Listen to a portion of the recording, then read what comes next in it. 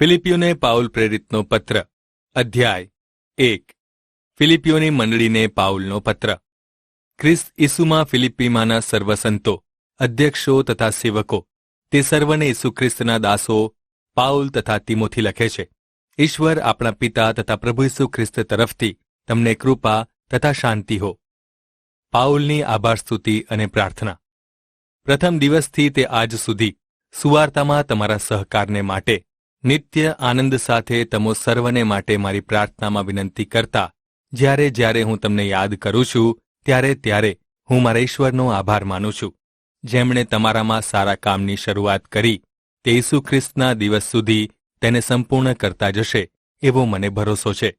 તમો સર્વ વિશે એ પ્રમાણે માનવું મને ઉચિત લાગે છે, કારણ કે મારા બંધનોમાં અને સુવાર્તાની હિમાયત કરવામાં તથા તેને સાબિત કરવામાં તમે બધા કૃપામાં મારા સહભાગી હોવાથી હું તમને મારા હૃદયમાં રાખું છું, કેમ કે હું ઈસુ ખ્રિસ્તની કરુણાથી તમો સર્વ ઉપર કેટલો બધો પ્રેમ રાખું છું તે વિશે ઈશ્વર મારા સાક્ષી છે. વળી હું એવી પ્રાર્થના કરું છું કે જ્ઞાનમાં તથા સર્વ વિવેક બુદ્ધિમાં તમારો પ્રેમ ક્રમે ક્રમે વધતો જાય, જેથી જે શ્રેષ્ઠ છે તે તમે પારખી લો, અને એમ તમે ખ્રિસ્તના દિવસ સુધી નિષ્કલંક તથા નિર્દોષ થાવ. વળી ઈશ્વરની સ્તુતિ તથા મહિમા વધે તે માટે ઈસુ ખ્રિસ્ત દ્વારા ન્યાયપણાના ફળોથી તમે ભરપૂર થાવ. જીવવું તે ખ્રિસ્ત. ભાઈઓ, મને જે દુઃખો પડ્યા તે સુવાર્તાને વિઘ્નરૂપ થવાને બદલે તેનો પ્રસાર થવામાં સહાયભૂત થયા, તે તમે જાણો એવું હું ઈચ્છું છું. કેમ કે ખ્રિસ્તને લીધે મારા જે બંધનો છે તે આખા રાજ્ય દરબારમાં તથા બીજે બધે સ્થળે પ્રસિદ્ધ થયા, અને પ્રભુના સમુદાયના કેટલાક ભાઈઓએ મારા બંધનોને લીધે વિશ્વાસ રાખીને નિર્ભયપણે ઈશ્વરનું વચન બોલવાની વિશેષ હિંમત રાખી. કેટલાક તો અદેખાઈ તથા વિરોધથી અને કેટલાક સદ્ભાવથી ખ્રિસ્તની સુવાર્તા પ્રગટ કરે છે. પહેલા તો મારા બંધનમાં મારા પર વિશેષ સંકટ લાવવાના ઈરાદાથી શુદ્ધ મનથી નહીં પણ પક્ષાપક્ષીથી ખ્રિસ્તની વાત પ્રગટ કરે છે. પણ બીજા ખ્રિસ્તના સુવાર્તા વિશે પ્રત્યુત્તર આપવા માટે હું નિર્મિત થયો છું એવું જાણીને પ્રેમથી પ્રગટ કરે છે. તો એથી શું? દરેક રીતે, ગમે તો દંભથી કે સત્યથી ખ્રિસ્તની વાત પ્રગટ કરવામાં આવે છે, તેથી હું આનંદ પામું છું અને પામીશ, કેમ કે હું જાણું છું કે તમારી પ્રાર્થનાથી તથા ઈસુ ખ્રિસ્તના આત્માની સહાયથી એ મારા ઉદ્ધારને માટે ઉપયોગી થઈ પડશે, તે હું જાણું છું. એ પ્રમાણે મને વિશ્વાસ, અપેક્ષા તથા આશા છે કે હું કોઈ પણ બાબતમાં શરમાઈશ નહીં, પણ પૂરી હિંમતથી હંમેશ મુજબ હમણાં પણ ગમે તો જીવનથી કે મૃત્યુથી મારા શરીર દ્વારા ખ્રિસ્તના મહિમાની વૃદ્ધિ કરવામાં આવે, કેમ કે મારે માટે જીવવું તે ખ્રિસ્ત અને મરવું તે લાભ છે. મનુષ્ય દેહમાં જીવવું તે જો મારા કામનું ફળ હોય તો મારે શું પસંદ કરવું તે હું જાણતો નથી, કેમ કે આ બે બાબત વચ્ચે હું ગૂંચવણમાં છું. દેહમાંથી નીકળવાની તથા ખ્રિસ્તની સાથે રહેવાની મારી ઈચ્છા છે, કેમ કે તે વધારે સારું છે. તો પણ મારે મનુષ્ય દેહમાં રહેવું તમારે માટે વધારે અગત્યનું છે. મને ભરોસો હોવાથી હું જાણું છું કે હું રહેવાનો અને તમારા વિશ્વાસની વૃદ્ધિ તથા આનંદને માટે હું તમારા બધાની સાથે રહેવાનો, જેથી તમારી પાસે મારા ફરીથી આવવાથી મારા વિશેનો તમારો આનંદ ખ્રિસ્ત ઈસુમાં ઘણો વધી જાય. માત્ર ખ્રિસ્તની સુવાર્તાને યોગ્ય આચરણ કરો, જેથી ગમે તો હું આવીને તમને જોઉં અથવા દૂર રહું તો પણ તમારા વિશે સાંભળું કે તમે સર્વ એક આત્મામાં સ્થિર રહીને એક જીવથી સુવાર્તાના વિશ્વાસને માટે પ્રયત્ન કરો છો, અને વિરોધીઓથી જરા પણ ગભરાતા નથી. એ તેઓને માટે વિનાશની પ્રત્યક્ષ નિશાની છે, પણ તમને તો ઉદ્ધારની નિશાની છે, અને તે વળી ઈશ્વરથી છે. કેમ કે ખ્રિસ્ત પર માત્ર વિશ્વાસ કરવો એટલું જ નહીં, પણ તેમને માટે દુઃખ પણ સહેવું. તેથી ખ્રિસ્તને સારું આ કૃપાદાન તમને આપવામાં આવ્યું છે. જેવું યુદ્ધ તમે મારામાં જોયું છે અને હાલ મારામાં થાય છે એ હમણાં તમે સાંભળો છો, તેવું જ તમારામાં પણ છે. ફિલિપીઓને પાઉલ પ્રેરિતનો પત્ર અધ્યાય 2 ખ્રિસ્તની નમ્રતા અને મહાનતા. માટે જો ખ્રિસ્તમાં કંઈ ઉત્તેજન, જો પ્રેમનો કંઈ દિલાસો, જો પવિત્ર આત્માની કંઈ સંગત, જો કંઈ હૃદયની અનુકંપા તથા કરુણા હોય, તો મારો આનંદ એવી રીતે સંપૂર્ણ કરો કે તમે એક જ મનના થાવ, એક સરખો પ્રેમ રાખો, એક જીવના તથા એક હૃદયના થાવ. પક્ષાપક્ષીથી કે મિથ્યાભિમાનથી કશું કરો નહીં. દરેકે નમ્ર ભાવથી પોતાના કરતા બીજાઓને ઉત્તમ ગણવા. તમે દરેક માત્ર પોતાના હિત પર જ નહીં પણ બીજાઓના હિત પર પણ લક્ષ્ય રાખો. ખ્રિસ્ત ઈસુનું મન જેવું હતું તેવું તમે પણ રાખો. પોતે ઈશ્વરના રૂપમાં હોવા છતાં તેમણે ઈશ્વર સમાન હોવાનું પકડી રાખવાને ઈચ્છ્યું નહીં, પણ તેમણે દાસનું રૂપ ધારણ કરીને એટલે માણસોની સમાનતામાં આવીને પોતાને ખાલી કર્યા અને માણસના રૂપમાં પ્રગટ થઈને વધસ્તંભ પરના મરણને આધીન થઈને પોતાને નમ્ર કર્યા. તેને કારણે ઈશ્વરે તેમને ઘણા ઊંચા કર્યા અને સર્વ નામો કરતાં એવું શ્રેષ્ઠ નામ આપ્યું કે સ્વર્ગમાંના, પૃથ્વી પરના તથા પાતાળમાંના સર્વ ઈસુને નામે ઘૂંટણે પડીને નમે અને ઈશ્વર પિતાના મહિમાને અર્થે દરેક જીભ કબૂલ કરે કે ઈસુ ખ્રિસ્ત પ્રભુ છે. દુનિયામાં જ્યોતિઓ જેવા પ્રકાશો. તેથી મારા પ્રિય ભાઈઓ, તમે જેમ હંમેશા આધીન રહેતા હતા તેમ કેવળ મારી હાજરીમાં જ નહીં પણ હવે વિશેષે કરીને મારી ગેરહાજરીમાં પણ તમારો ઉદ્ધાર થાય માટે ભય તથા કંપારી સહિત પ્રયત્ન કરો. કેમ કે જે પોતાની પ્રસન્નતા પ્રમાણે તમારામાં ઈચ્છવાની તથા પ્રયત્ન કરવાની પ્રેરણા આપે છે તે તો ઈશ્વર છે. બડબડાટ તથા તકરાર વગર બધું કરો કે જેથી કુટિલ તથા આડી પ્રજા મધ્યે તમે નિર્દોષ તથા સાલસ ઈશ્વરના નિષ્કલંક સંતાન જીવનનું વચન પ્રગટ કરીને દુનિયામાં જ્યોતિઓ તરીકે પ્રકાશો, જેથી ખ્રિસ્તના સમયમાં મને ગર્વ કરવાનું એવું કારણ મળે કે હું નિરર્થક દોડ્યો નથી અને મેં વ્યર્થ શ્રમ કર્યો નથી.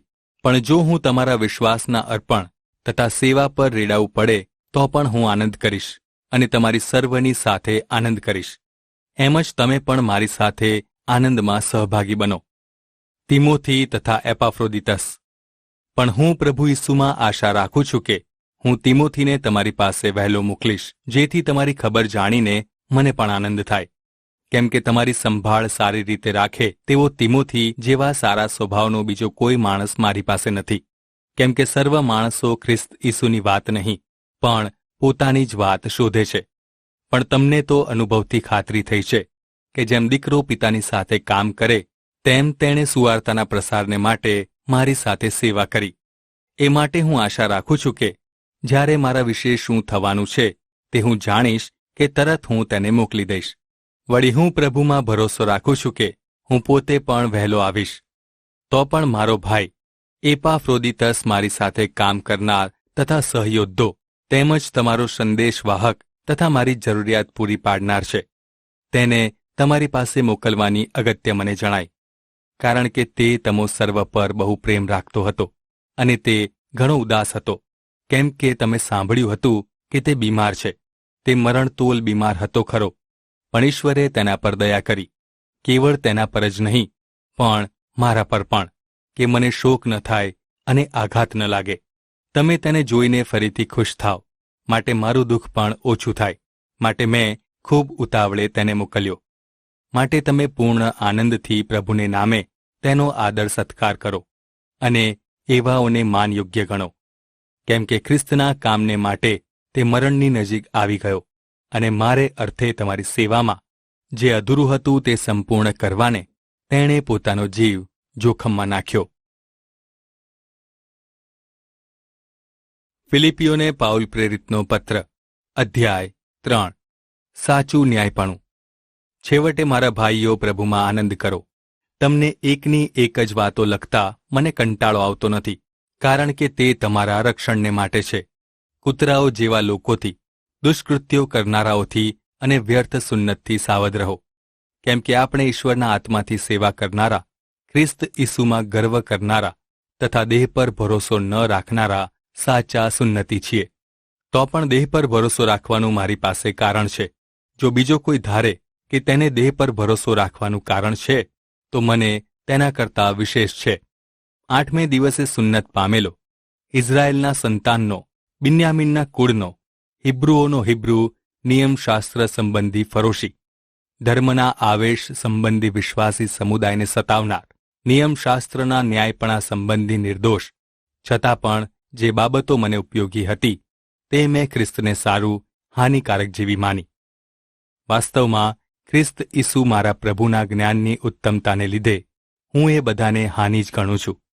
એને લીધે મેં બધાનું નુકસાન સહન કર્યું અને તેઓને કચરો ગણું છું કે જેથી હું ખ્રિસ્તને પ્રાપ્ત કરું અને તેમની સાથે મળી એકરૂપ થાવ અને નિયમશાસ્ત્રથી મારું જે ન્યાયપણું છે તે નહીં, પણ ખ્રિસ્તના વિશ્વાસ દ્વારા ઈશ્વરથી જે ન્યાયપણું વિશ્વાસથી પ્રાપ્ત થાય છે તે મારું થાય. એ માટે કે હું તેમને તથા મૃત્યુમાંથી તેમના મરણોત્થાનના પરાક્રમને સમજું તથા તેમના દુઃખોમાં સહભાગી થાઉં, એટલે કે તેમના મૃત્યુને અનુરૂપ થાઉં, કે હું કોઈ પણ રીતે મૃત્યુ પામેલાઓના મરણોત્થાનને પહોંચું. નિશાનની તરફ દોડ. હજી સુધી હું બધું સંપાદન કરી ચૂક્યો કે સંપૂર્ણ થયો છું એમ નહીં, પણ હું સતત આગળ ધસું છું કે જે હેતુથી ખ્રિસ્તે મને તેડી લીધો છે તેને સિદ્ધ કરું. ભાઈઓ, મેં સિદ્ધ કરી લીધું છે એમ હું ગણતો નથી, પણ એક કામ હું કરું છું કે જે પાછળ છે તેને વિસરીને તથા જે આગળ છે તેની તરફ ધસીને ખ્રિસ્ત ઈસુમાં ઈશ્વરના સ્વર્ગીય આમંત્રણના ઇનામને વાસ્તે ધ્યેય તરફ આગળ વધું છું. માટે આપણામાંના જેટલા પૂર્ણ છે તેટલાએ એવી જ મનોવૃત્તિ રાખવી. જો કોઈ બાબત વિશે તમે બીજી મનોવૃત્તિ રાખો તો ઈશ્વર એ બાબત પણ તમને પ્રગટ કરશે. તો પણ જે કક્ષા સુધી આપણે પહોંચ્યા છીએ તે જ ધોરણે આપણે ચાલવું જોઈએ. ભાઈઓ, મને અનુસરો.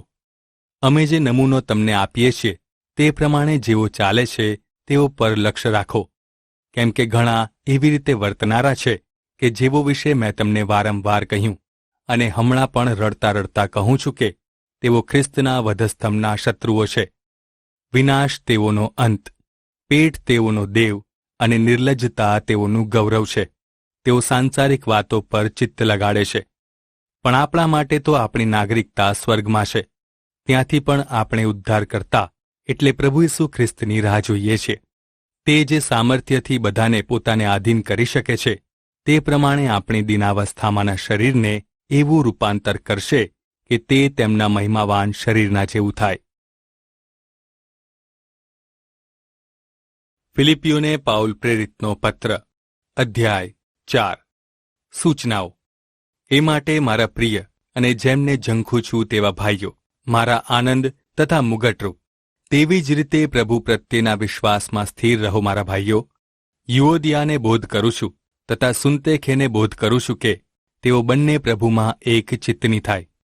વળી મારા ખરા જોડીદાર, હું તને વિનંતી કરું છું કે તું એ બહેનોની મદદ કરજે, કારણ કે તેઓએ મારી સાથે તથા ક્લેમેન્ટની સાથે તથા બીજા મારા સહકાર્યકર્તાઓ જેઓના નામ જીવનના પુસ્તકમાં છે તેઓની સાથે સુવાર્તા પ્રચારના કાર્યમાં પુષ્કળ મહેનત કરી છે.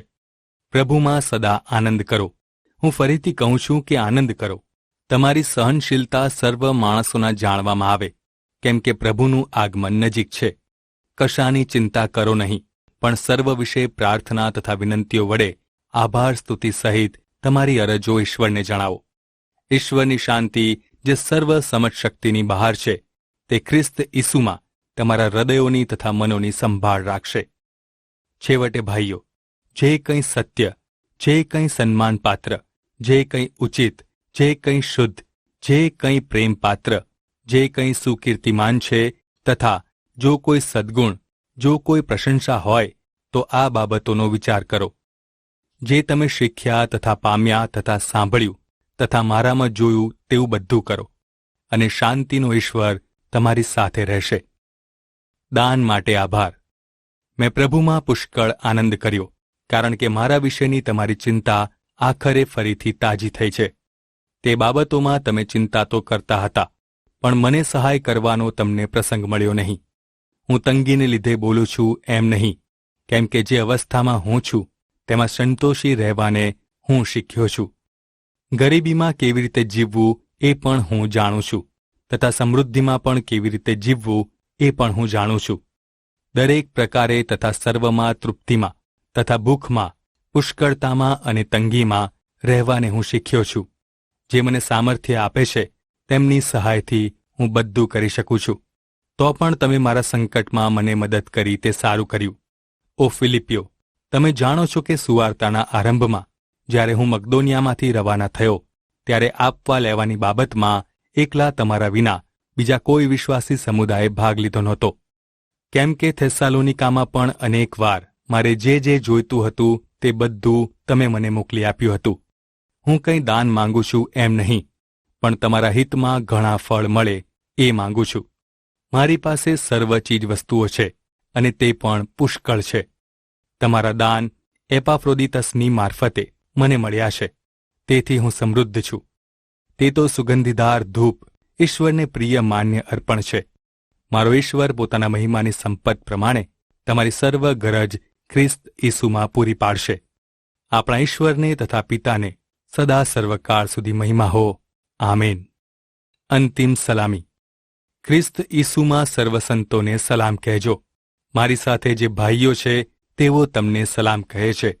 સર્વસંતો, વિશેષે જે કાયસારના ઘરના છે તેઓ તમને સલામ કહે છે. આપણા પ્રભુ ઈસુ ખ્રિસ્તની કૃપા તમારા આત્માની સાથે હો. આમીન.